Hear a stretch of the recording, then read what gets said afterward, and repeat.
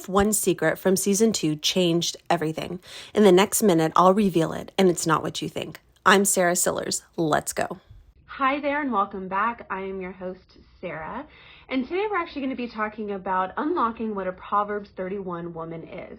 Now, before you start to freak out, know that these are guidelines of what an ideal, wise woman of God looks like. Of course, we are all sinners and we're all going to fall short, but these should be encouraging guidelines and exact blueprint of what God has called us to be as women. So if you're a woman that just needs more direction and going, wow, I'd love to aspire to be these things, whether you're a man who's looking for a godly wife, or perhaps you're already a wife and you're a mother and you're so stressed and you're so burnt out and you just need a little bit of clarity, a little bit of guidance, please take these words as encouraging words straight from God, straight from the gospel, to encourage you to live a more fulfilled life. So let's go ahead and dive in. All right, number one is a woman of God. A Proverbs 31 woman fears God. She puts God first, above her husband, above herself, above her children, above status or power or being a trophy wife. Whatever it is, whether you're married or single, whatever walk of life, she fears God first.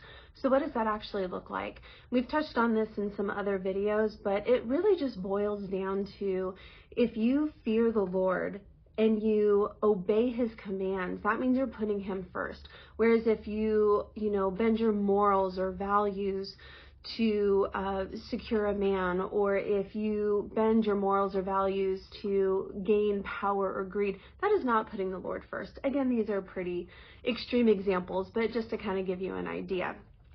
All right, so in Proverbs 31:30, it actually says, charm is deceptive and beauty is fleeting, but a woman who fears the Lord shall be praised. So that's where you can find it. And what that looks like is, if you're burnt out and your identity is rooted in Christ, you can accept that peace, you can accept that grace and just take a beat and go, okay, everything's going to be okay, and the Lord has this. Men, if she obeys scripture, if she obeys the gospel over your needs and desires, then that is a strong woman who is fully rooted in the Lord. And lastly, if you're just completely overwhelmed, know that his peace, God's peace, will come through and be there for you. There is order in the chaos there, and I highly encourage you to take that path. Now, next is being trustworthy. So let's just call it how it is. Women love to gossip. We talk. Between men and women, we talk more than men. We vent our feelings. And once we vent it, usually we're okay. However, it's not okay to go to several different people and complain about something, because that is gossip. Whereas if you're going to someone in particular, whether it's a woman that's been through a similar situation, or a coach, or if you go to therapy and truly have a deep conversation and it's resolution oriented and solution oriented, then that's different. That's not what we're talking about. But don't be airing your dirty laundry, because whatever man that you're with, whether it's a husband or a boyfriend, or perhaps you're single and you just have other relationships in your life, they need to be able to trust you, and you need to be a person of integrity. So in Proverbs 31:11, it says, her husband has full confidence in her and lacks nothing in value. So he needs to be able to trust you. He needs to know that when he tells you his fears and is vulnerable with you, that you're not going to twist it around and just start sharing it with the rest of the world, because that's not okay. All right, so next is going to be industrious and organized. And I have actually done a video on stewardship before, and that kind of ties in. So I'll go ahead and link that below, or I'll put it up here. But go ahead and take a look at that video on your own time. But really, in Proverbs 31:13 and 17, it says, she selects wool and flax. She watches over the affairs of her household, and she does not eat the bread of idleness. So what does that look like in today's society? Well, she takes her resources and she uses them wisely. So she'll meal prep ahead of time. I'm a huge fan personally of crock pot meals, because you can throw it on in the morning, and at the end of the day after work and you have a full family, you can just go ahead and have that, and it's very minimal work, and it also tastes amazing. Another one is she budgets properly. So when she goes grocery shopping, she doesn't go to the most expensive, but she also makes sure it's quality. So you have to outweigh all of that, and you have to do research beforehand. Again, it's a lot of thought ahead of time. It's a lot of preparation, but those preparation and that forethought really pays off. Now for men, you also need to understand that she needs to run her home like a CEO. She needs to delegate. And women, if you're burnt out, you need to start delegating. There is an art to it, and I know it's hard asking for help. And men, don't just wait for her to bark orders, because that takes so much time and energy to do as a woman when you're multitasking and you have all these things on your plate, and then you have this man child that comes up and says, well, what do you want me to do? You know what she needs. Go ahead and help her out. When you come home from work, pour into her, and we'll get into that a little bit later. But go ahead and anticipate her needs and truly help her out and be a partner. Both of y'all should be a partner. Okay, so number 4 is actionable love. So I did do a video on godly love and versus worldly love and what that looks like in today's society. So I'll go ahead and link that below, and also I'll do a little tidbit up here so you can just click on the link. But pretty much she brings him good and not harm all the days of her life. So love is about showing up. It's actionable. It's choosing to show up for someone versus just letting words speak, because words can fall short. Although that is needed, it needs to be backed up. So for a Proverbs 31 woman, we need to show up in love with our families. We need to have that feminine quality that we nurture, and we speak life into our children. We speak life into our husband, because that can do wonders. Just words of encouragement alone can completely change a relationship dynamic. And I'm sure you've seen that too, because you crave that so much from your husband or, your spouse. And when they pour into you, oh my gosh, just a world of change from there. So men, be sure to build up your wives daily.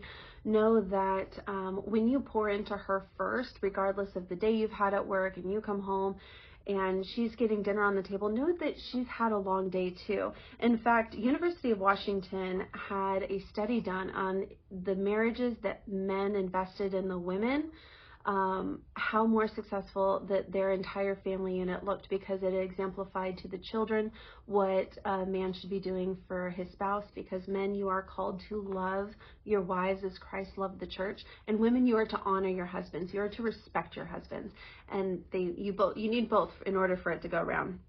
So love your wives like Christ loved the church, and build each other up. Husbands, love your wives. Women, go ahead and pour into your husbands and be diligent and show them love and kindness, and be feminine and nurturing, and use all those things that God has given you that he doesn't necessarily give to men, because we are two very different people, but we are to work together as a team. All right, next is building up community. You are able to anticipate the needs of others, or if you see needs in community, maybe somebody passed and you cook them a meal, maybe it's bringing somebody coffee. If you see an overwhelmed mom that hasn't gotten any sleep in like 5 days, and you just drop coffee off with her, and you don't want anything, you're not trying to be in her hair, you just say, here you go, I thought you might need this. Maybe it's picking up, a pet from the groomers. Whatever it is, there's so many different acts of service that you can do here. You see the needs in your community and you go ahead and fulfill them. That is a true Proverbs 31 woman. In fact, in Proverbs 31:20, it says, she opens her arms to the poor and extends her hands to the needy. So again, this goes with your tight circle. This goes in with your body of believers, and this goes above and beyond into your community. And you want to be that example of Christ. Men, know that she is a multiplier, and she needs to have that safety net in order for her to continue forward and be that multiplier. So she's not a martyr. Don't take advantage of her. Go ahead and pour into her so she can pour into others. All right. And also for you women who are overwhelmed, and make sure that you don't lack community, that you're not isolating yourself. If you're alone and you don't have a family of your own, don't isolate yourself. Get involved in community. That's the first way to actually exhibit Christ-like behavior, is ask yourself, how can I serve these people? Lord, who is it that you want me to serve, and how can I serve them? Because when you start asking yourself those questions, it takes the focus off yourself, and it makes it so that you go ahead and exhibit Christ's character, which is really needed. So you don't want to isolate yourself. I hope you enjoyed this video. Go ahead and comment below with maybe one of the things that you're struggling with that you're looking forward to incorporating into your week. Otherwise, share this with a fellow believer, with a woman who's looking to be a Proverbs 31 woman or wife.